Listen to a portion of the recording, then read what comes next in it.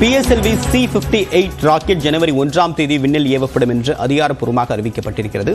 விவரங்களுடன் இணைகிறார் சிறப்பு செய்தியாளர் வேல்முருகன். விவரம் என்ன? இந்த ராக்கெட்டுடைய தனித்துவம் என்ன?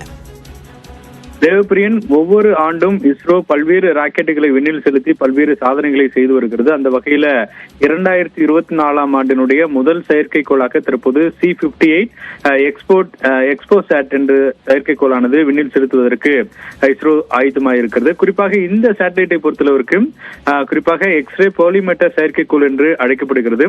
இது வானில் இருக்கக்கூடிய இந்த பிரகாசமான எக்ஸ்ரே மூலங்களுடைய பல்வேறு இயக்கவியலை ஆய்வு செய்வதற்காக இந்தியாவிலிருந்து அனுப்பக்கூடிய முதல் செயற்கைக்கோள் என்று தெரிவிக்கப்பட்டிருக்கிறது. இதில் இருக்கக்கூடிய அந்த விண்கலத்துல 2 விதமான பேலோடுகள் சுற்றுவட்ட பாதையில் சுமத்தி அங்கே நிலைநிறுத்துவதற்கு ஏற்பாடுகள் செய்யப்பட்டிருக்கிறது.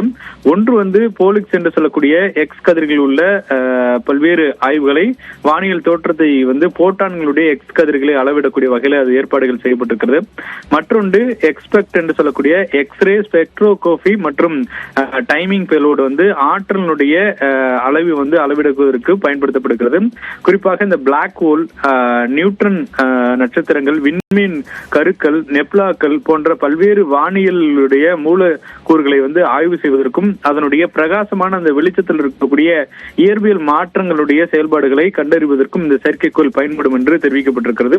குறிப்பாக சமீபத்தில் நம்முடைய ஆதித்யா L1 வருகின்ற டிசம்பர் மாதம் ஜனவரி மாதம் 6ஆம் தேதி குறிப்பாக L1 லாக்ரோஞ்சின் பகுதிக்கு நிலைநிறுத்தப்படும் என்று தெரிவிக்கப்பட்டிருக்கக்கூடிய நிலையில் அடுத்த கட்டமாக தற்போது இந்த ராக்கெட் விண்ணில் பல்வேறு ஆய்வுகளை நடத்தும் என எதிர்பார்க்கப்படுகிறது. தேவப்பிரியன், உங்களுடைய விரிவான தகவலுக்கு நன்றி வேல்முருகன்.